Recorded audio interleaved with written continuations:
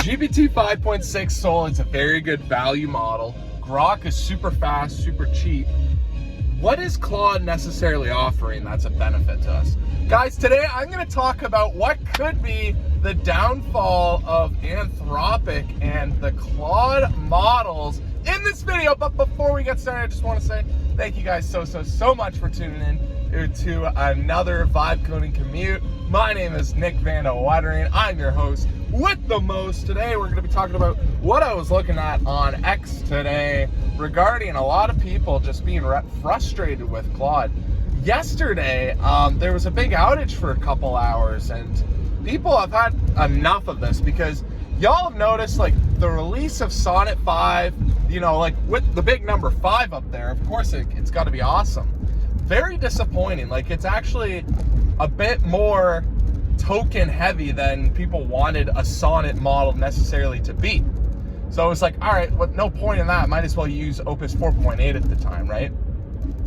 Then we get the release of Opus 5. They advertise as pretty much like the same intelligence level as the Mythos Fable 5 model, but at half the price. And I've been using that full-time heavily. It's a good model, but people are overall disappointed. They felt like, oh, it doesn't really feel like the same intelligence as Fable 5. A lot of frustrations come around it. It does feel like good usage out of it, to be honest, from my experience. Some people would say otherwise. Either way, people are frustrated with what's going on over in the world of Anthropic. And y'all know, like, obviously, like, ChatGPT, like, no one's ever recognized them as, like, the number one for quite a bit. Like, this whole year, you got to recognize it's always been Claude on top. However, people are recognizing, like, man, you can use 5.6 Luna and literally have infinite usage for a pretty good model there. You can use GPT 5.6 Soul, which is pretty good at everything except for, obviously, Claude solves all your problems for the front end, like UI design and development. So other than that, 5.6 Soul, like, guys, if, like, this is what I mean. Like, the best advice that I give to new people just getting started is buy a ChatGPT $20 a month account, because, man, like, you could get such good usage out of it. Even ripping Soul, like, you and they got rid of the 5-hour limit for, I'm imagining temporarily, but guys, like, you can go so far with it.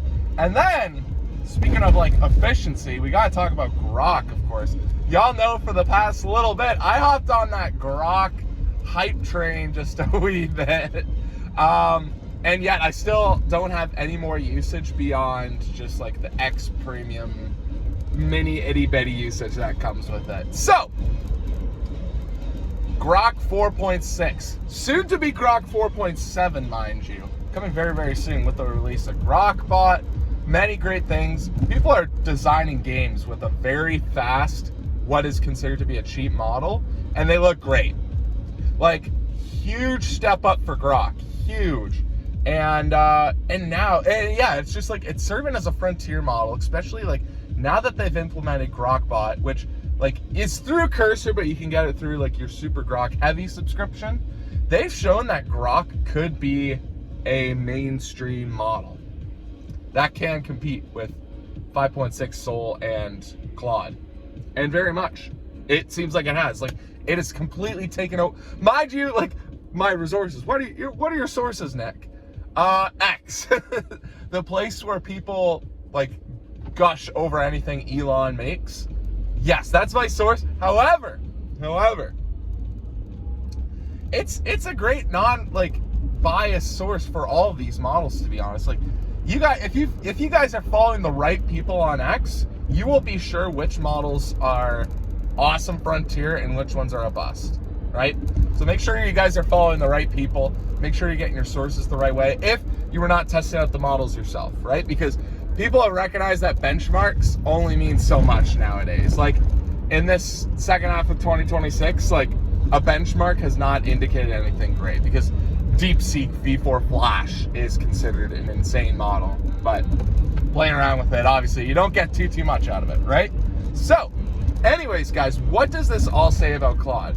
Honestly, Claude has a couple weeks left to answer back with something spectacular. And I don't know, man. It seems like, obviously with these outages that are quite common, like they are showing that they don't have the resources that like a SpaceX has to fund Grok. They don't have the resources as well. ChatGPT, like, I can't find like any hard problems. Like, there hasn't been great outages. They haven't had this whole controversy about like adding a model and taking it away. They've just been like pretty steady, which is kind of what you want in an AI relationship, right? You want stability, right? And that's exactly what GPT is providing. Very risky times for Claude. Honestly, like I said, I've said in a previous video, it's like Grokbot. Okay, it's like fundamentally what Grokbot is essentially what Cowork is providing, like just a very nice, organized way of like having your, having your agents organize your life in a quasi Hermes / OpenClaw way.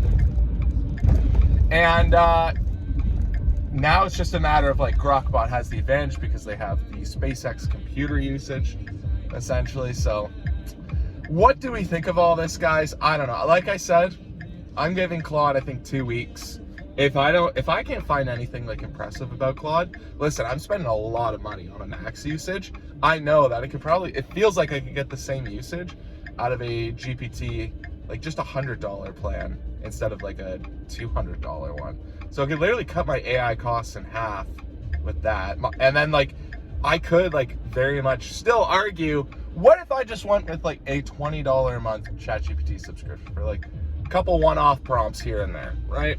So, I don't know, guys. Like I said, you got to be elastic in this space. The frontier and the meta changes so frequently that you can't just stick to one model. You really got to try them all, right? So, that's what I think. Like, obviously, you can't go too far with a $20 a month plan, but you can definitely, like, there's something to be justified about a $20 a month plan, because the fact they're able to play with models and it like builds you up to the max models, right? Like, obviously the barrier to entry is quite high when you have a $200 a month plan, but when you are using it through a $20 a month, that is the hook. That is the hook. That's how they get you.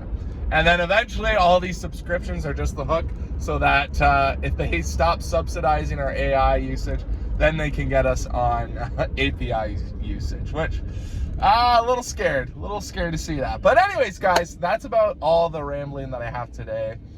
Just want to show you guys that, yeah, Claude, seriously, like, it's time to step up, baby. If you guys are reading 8 minutes into this video, it's time to step up. Anyways, guys, I hope you enjoy this. Make sure you guys subscribe to the channel, like this video if you enjoyed my yap, and I will see you guys in the next one.